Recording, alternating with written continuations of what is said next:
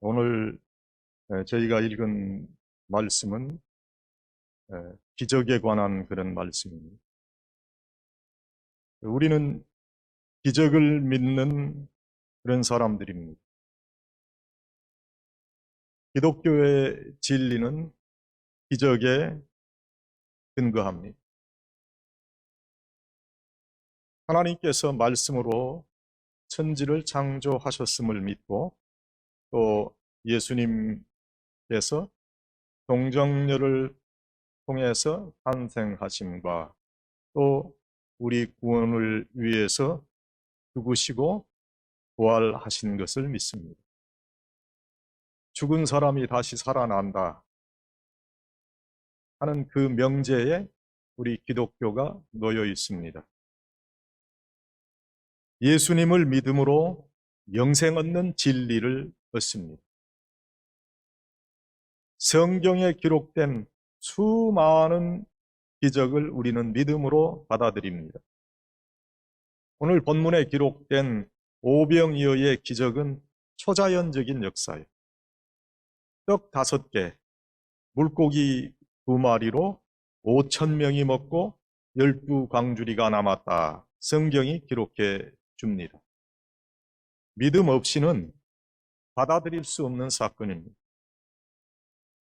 예수님을 믿음으로 우리가 부활하고 영생한다고 고백은 하지만 유독 오병이어의 기적은 그건 믿을 수 없다. 그렇게 믿음으로 받아들이지 못하겠다고 말하는 분들이 많습니다. 그런데 기적을 믿는 자가 신앙인입니다. 이런 인간의 합리성으로 설명이 잘 안 되는 이런 일들, 그것을 20세기 초반에 이것을 인간의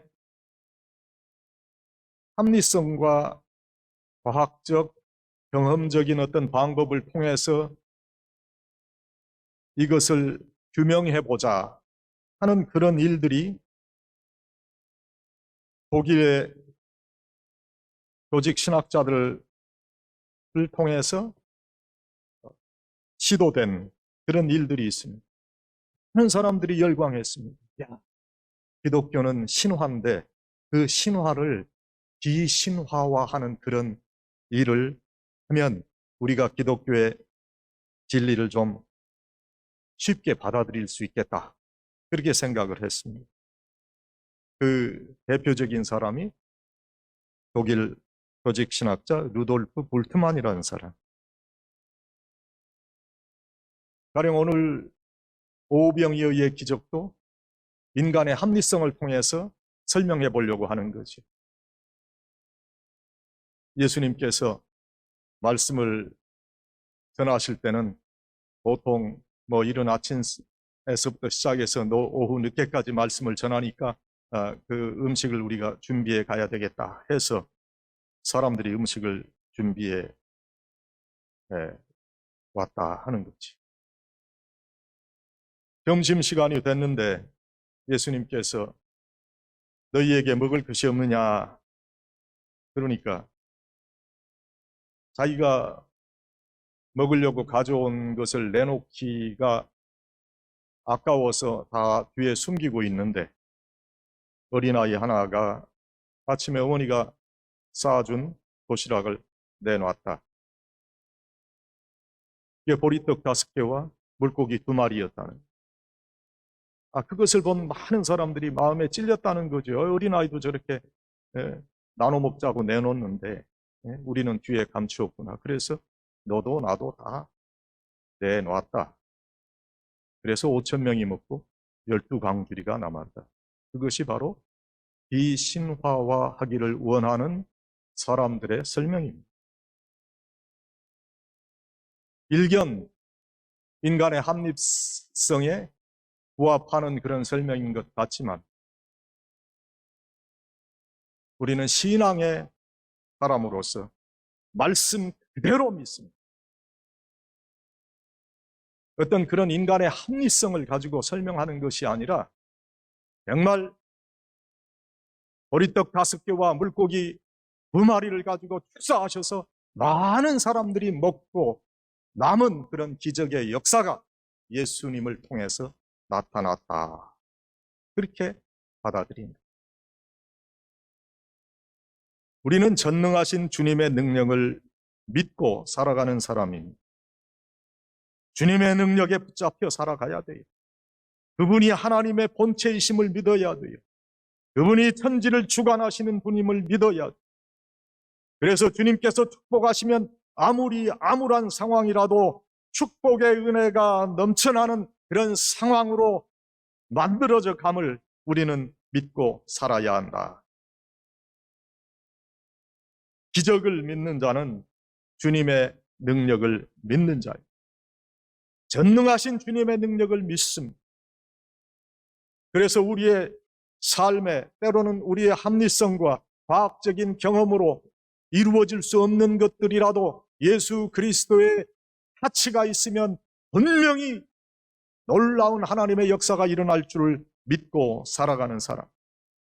오늘 우리의 삶에도 이런 일들이 많이 일어납니다. 도대체 세상적인 방법으로는 해결할 수 없는 그런 상황에 있을지라도 하나님 앞에 기도하고 하나님을 의지해서 하나님께서 기적적으로 그 모든 일들 이루어질 수 있는 축복을 허락해 주신 그런 일들이 너무 많아. 기적이라는 것은 현재 우리가 깨닫지 못하고 생각할 수 없고 우리의 능력과 지혜로서는 이해할 수 없는 그런 한계 밖의 일이지만은, 그러나 실제적인 그런 모습으로 그 모든 일들이 이루어지는 것을 기적이라고 말하지. 사람들이 말하는 기적은 하나님께는 지극히 지당한 것이요 합리적인 것인데도 당연히 그렇게 되어 있는 것이언을 사람들은 기적이라고 하는 것뿐이다. 지금은 모르지만 이후에는 알게 될 거예요.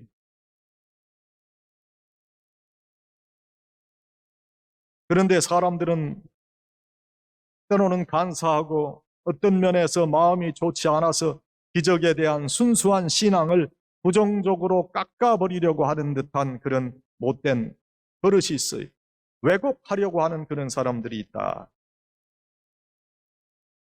그러나 어린아이와 같이 순수한 마음으로 말씀을 붙잡고 하나님께서 역사하시면 하나님의 능력이 나타나 실제적인 상황으로 우리에게 다가올 줄을 알고 믿는 그 사람들이 바로 기독교 신앙인이다 하는 것.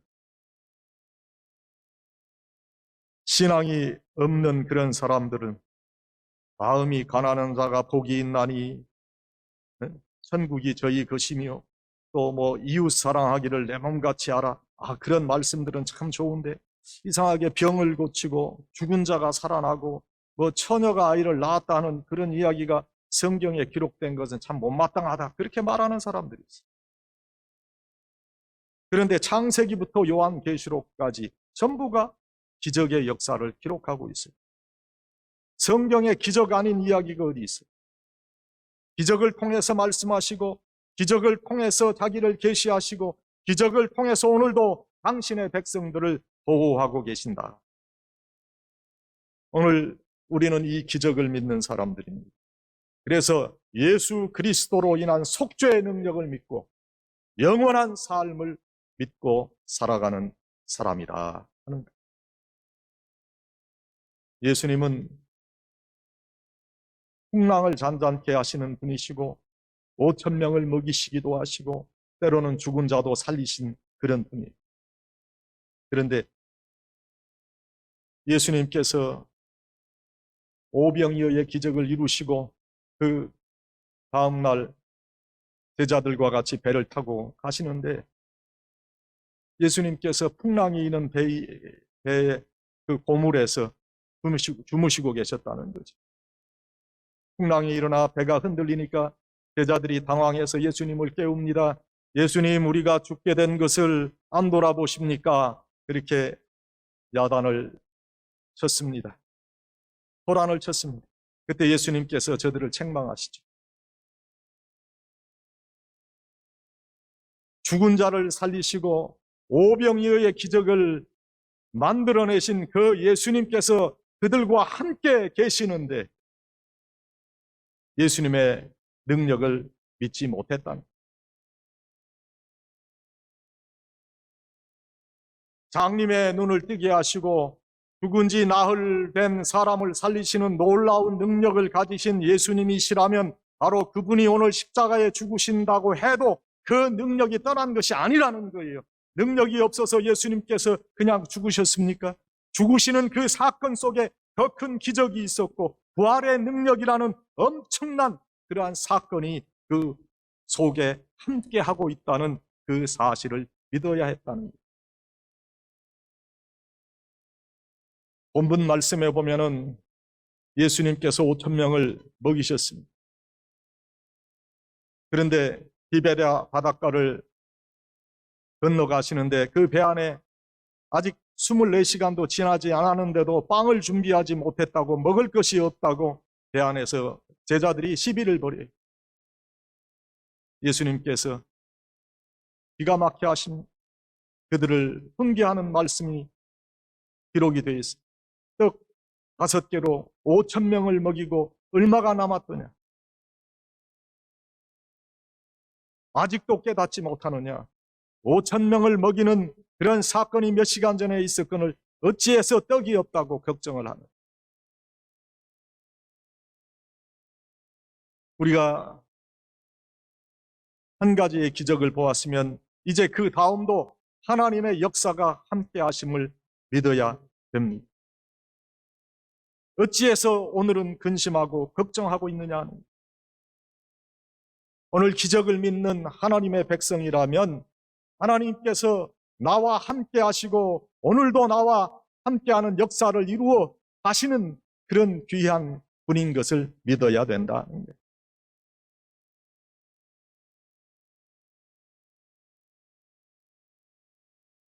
200년 전에 아마 비행기나 컴퓨터나 전화나 TV 그런 것을 구경 못한 사람들에게 그런 것을 설명한다고 여러분 생각해 보세요. 비행기가 있고 컴퓨터가 있고 전화가 이런 것이고 화상 전화는 이렇게 하는 것이고 그러면 그 사람들이 아마 정신 나간 사람이라고 말했을 거예요. 누가 그것을 믿었겠어요? 그러나 그러한 일들은 일어나고 있고 기적의 역사라고 우리가 생각했던 그런 것들이 지금도 일어나고 있다는. 오늘 전능하신 주님의 능력을 믿는 사람이라면 이런 주님의 능력을 믿고 가는 그러한 사람으로 우리가 살아가야 되겠다 하는 것. 하나님께서 우리의 필요를 아시고 때로는 우리의 필요한 것을 허락하시기도 하시고 우리가 하나님께서 필요로 하는 그런 사람으로 변화되게 하시는 그런 역사도 기적이에요.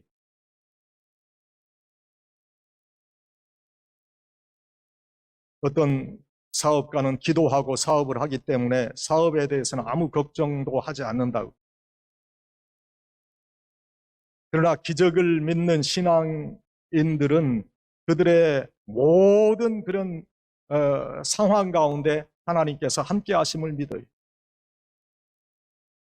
물질적으로 나타나는 것만 기적으로 생각합니다마는 영적으로 나타나는 그런 기적을 우리가 믿고 가야 되겠죠. 하나님께서 변화시켜 주시는 그런 기적도 믿어야 된다.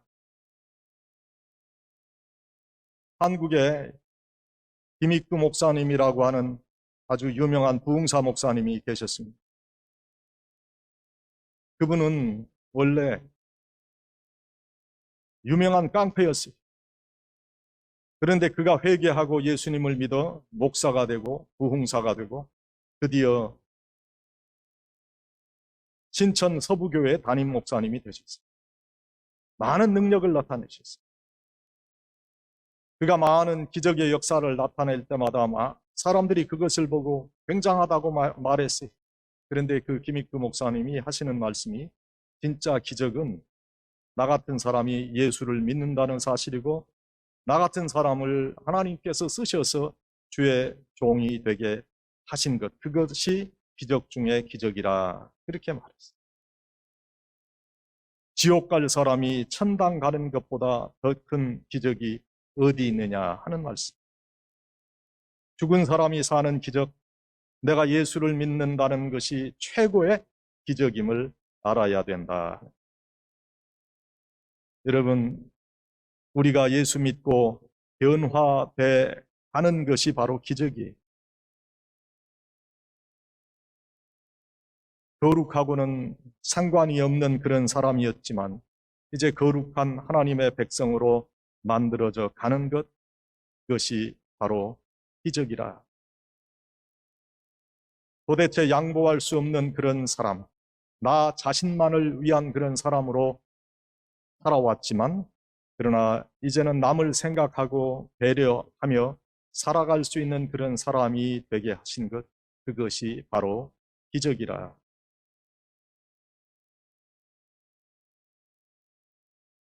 어느 산골 저수지에 두 마리의 물고기가 살았다 그래. 그 물속에 두 마리 물고기가 서로 살면서 저 물고기가 없으면 내가 이 저수지에 있는 이 조그만 이 저수지에 있는 모든 것을 내가 다 먹고 내가 마음대로 지낼 수 있겠는데 어떻게 저놈 때문에 내가 이곳에서 많은 것을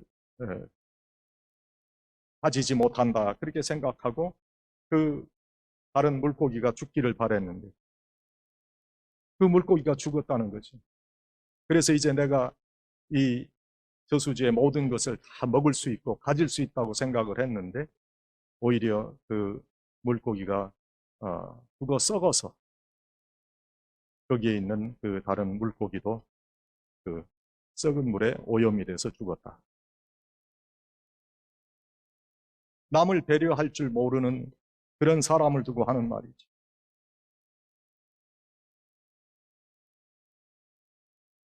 또 어느 산 양이 두 마리가